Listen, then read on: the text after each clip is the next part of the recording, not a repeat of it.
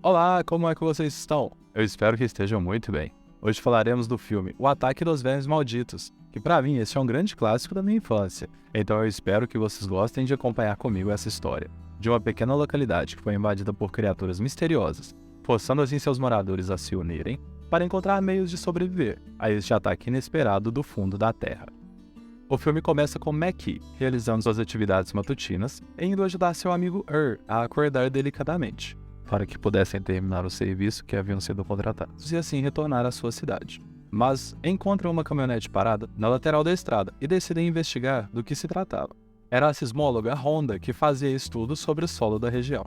Desejando muito sucesso para ela nos seus estudos, partem em direção da Cidade da Perfeição, com seus incríveis 14 habitantes. Chegando na cidade, eles vão direto ao mercado do Sr. Walter. Com toda a gentileza, dizem ao Melvin que se divertia por ali. Se acaso essa bola tocar a minha caminhonete, a gente vai ter uma conversa, viu, garoto? Dentro do mercado, se reúnem com um casal, Heather e Bert, além do Sr. Walter, um senhor muito simpático e sempre propenso a realizar negócios. Enquanto conversam no mercado, não muito longe dali, haviam sinais de movimentação no solo, que foi captado pelos sensores de Honda. Mas como ela já estava partindo para um outro ponto em que tinha deixado seus equipamentos, ela acaba não percebendo, quando então algo muito suspeito a segue, de volta à sua caminhonete, mas ela consegue entrar no veículo sem ter grandes problemas. Maki e são os faz-tudo da cidade, aceitando toda e qualquer tarefa, inclusive a limpeza de algumas fossas, que bem, acaba não saindo como planejado neste caso, fazendo com que assim eles se cansem dessa rotina e vão para sua casa se limpar, organizar suas coisas e partirem rumo à cidade grande, buscando uma melhoria na sua vida. No caminho encontram com Nancy e Mindy.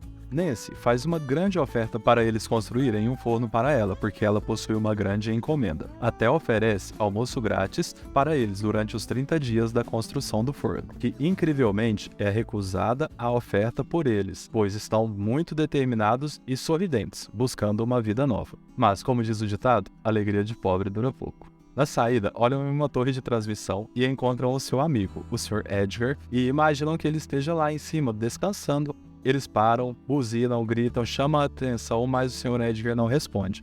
Então eles têm de descobrir o que está acontecendo com ele, decidindo então, como homens maduros, quem irá subir na torre. Ao subir na torre, McKee percebe uma coisa muito estranha. Seu Edgar não respondia. Eles pegam então seu corpo e levam para o médico da cidade, o Dr. Jim, que após uma análise identifica que ele teve uma morte por desidratação e aponta que ele ficou em cima daquela torre por mais de 2 dias, causando um grande espanto neles ao ouvir, logo em frente na estrada, existe a fazenda do Sr. Old Fred, que percebe que as suas ovelhas estão inquietas, sentindo que algo ruim poderia estar acontecendo.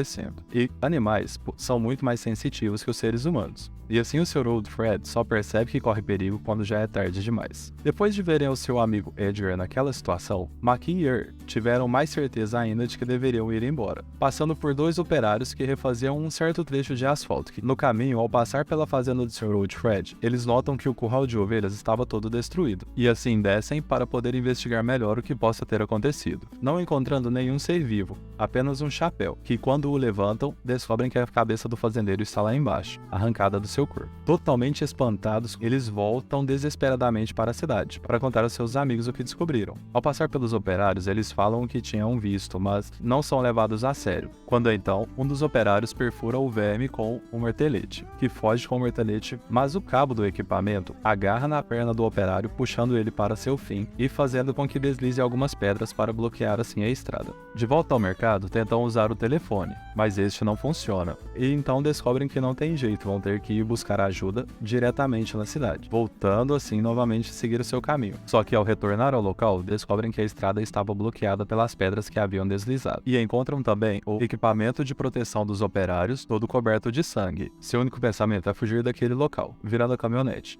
Pensando que ela atolou, McKee acelera ao máximo que pode, a ponto de quase quebrá-la, mas com muito custo conseguem sair dali. Quando param em frente ao mercado, todos notam uma coisa muito estranha agarrada no eixo da caminhonete. Eles não sabiam no momento, mas aquilo era um tentáculo de um dos vermes. Sr. Walter, bom negociante que é, fecha um acordo, após várias tentativas, no valor de $15 pelo souvenir. Afastada dali, estava a casa do Dr. Jim, que curtia a noite com a sua esposa. E quando estava prestes a começar a dar umas bitocas, as luzes se apagam, percebendo então que seu gerador tinha desaparecido. Ao procurar pelo gerador, encontram apenas o cabo dele que foi arrancado. Sem entender o que é, eles ficam com medo quando seu gerador é arremessado na sua frente. Olham para o carro e começam a correr, mas Dr. Jim é pego no meio do caminho e a sua esposa tenta salvá-lo, só que sem obter sucesso. Ele é engolido pela terra. Quando ela escava o chão, ela percebe um tentáculo e foge diretamente para seu carro, com muito medo do que está acontecendo. Ao pensar que estava segura dentro do veículo, ele começa a ser enterrado pelo verme, que acaba a levando junto para baixo da terra. Naquele mesmo momento, todos se reuniam no mercado do Sr. Walter, pensando que seja o ideal reunir todas as pessoas.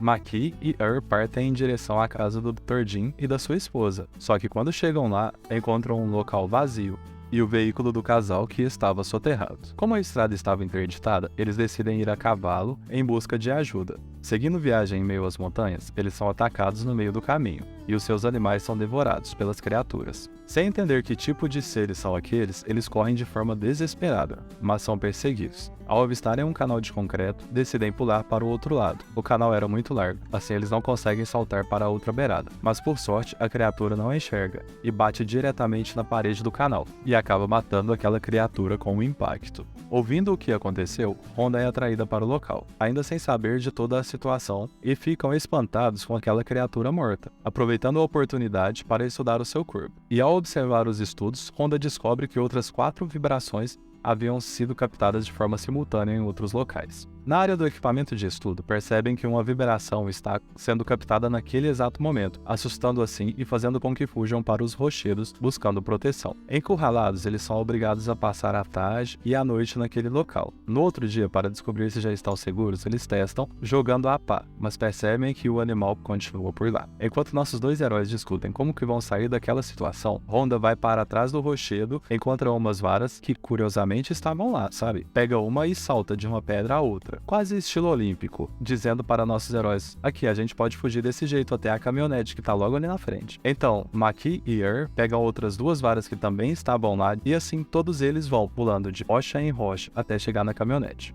Na última pedra, se preparam e pulam simultaneamente para a caminhonete, já sabendo que teriam de agir rápido, pois senão a criatura os pegaria. Honda então dá ignição e sai acelerando, salvando eles naquele momento. Agora, conhecendo um pouco mais com o que estão lidando, todos ficam espantados na mercearia do Sr. Walter. Mas pensam: uai pessoal, alguém vai notar que estamos sem comunicação e vai vir aqui nos ajudar. Alguém com certeza irá ajudar, olha só. Melvin, que estava do lado de fora jogando bola, fica totalmente aterrorizado, dá um grito e sobe em cima da placa, com seu joelho machucado, quando todos saem correndo para perguntar a ele o que tinha acontecido. Reunidos na frente da placa, eles perguntam o que acontece. Nesse mesmo momento, o verme sai por fora da terra e tenta pegar a quem ele puder encontrar, fazendo com que cada um fuja para uma direção. Mindy, que brincava com seu pula-pula e escutando sua música, acaba atraindo a criatura em sua direção, sendo salva no último instante por McKee, que diz para que ela e sua mãe corram para dentro de casa, e ele pula em cima da sua caminhonete, sendo atacado. Honda e Earl estavam observando aquilo lá e acabam percebendo que uma segunda criatura vem em direção deles. Earl consegue fugir, mas Honda fica enrolada em um arame farpado que estava ali no chão, se tornando assim um alvo. Encurralada, ela é salva por McKee, que naquele momento consegue tirar as calças dela, e então eles partem para dentro da mercearia. Dentro da loja, uma máquina velha de sorvete começa a dar tilt, fazendo com que todos se desesperem para desligá-la, mas aí já era tarde. Um dos vermes parte o chão na loja, pegando o Sr. Walter. O outro verme surge atrás do balcão. Todos tiram os pés do chão. McKee então dá a ideia de todos irem para o telhado. Escalando as prateleiras, eles seguem em direção ao alçapão. Honda, que estava nas prateleiras, percebe que os tentáculos da criatura estão empurrando e derrubando elas. Ela começa a pular de prateleira em prateleira, mas é jogada para fora da loja. McKee, pensando o pior, sobe desesperadamente para o telhado e procura Honda sem encontrá-la. Mas ela dá um grito, diz que está bem e está subindo na caixa d'água, que estava logo ali à frente. O casal aficionado por armas morava afastado da cidade. Eles estavam chegando de um passeio que fizeram e notam que todos estão em cima dos telhados. Decidem então passar um rádio para perguntar o que é que eles estão fazendo, quando são informados de que criaturas estão os atacando. Heather, que havia ligado uma máquina de limpar cartuchos, acaba atraindo a atenção dos animais para sua casa. Um dos vermes que entrou pela sua parede tornou aquele local uma verdadeira zona de guerra. Mas olha, dessa vez deu ruim pro verme, viu? Porque o casal estava doidinho para poder experimentar algumas de suas armas. Após terem terminado o serviço, reúnem equipamento e vão para o telhado da sua casa, também para buscar buscar proteção. Os vermes são muito espertos e atacam o veículo do casal, deixando assim todos com baixas esperanças de sobrevivência. Quando então a dupla dinâmica pensa em uma ótima solução, de cerca de 30 toneladas para o transporte de todo mundo. Mas eles têm um grande problema: como é que vão conseguir chegar nesse trator esteiro? Decidem então usar um tratorzinho como isca. O tratorzinho funciona muito bem, então Maki corre em direção do trator esteiro. Mas o pequeno tratorzinho isca bate e tomba, fazendo assim com que os passos de Maki sejam a única coisa movimentando no solo, chamando a sua atenção. Os vermes vão em direção a ele e o cercam no meio do caminho. Honda então tem uma ótima ideia: ela joga água no chão, fazendo assim com que os vermes vão em direção da caixa d'água, liberando o caminho para Maki. Ele pega, liga, engata o trator da sua carroceria e parte em busca de todos seus amigos. Quando então chegam na casa de Heather e Bert e descobrem que eles estão fazendo ali até dinamite, eu diria que esse é um casal bem preparado. E assim eles partem em direção à cidade pelo meio das montanhas, porque o terreno lá é um pouco mais firme, e assim imaginam que os vermes não vão conseguir lidar com tantas rochas no caminho. No meio do vale, antes das montanhas, eles percebem uma coisa muito estranha: muita terra é lançada lá ao longe deles. Mas eles falam: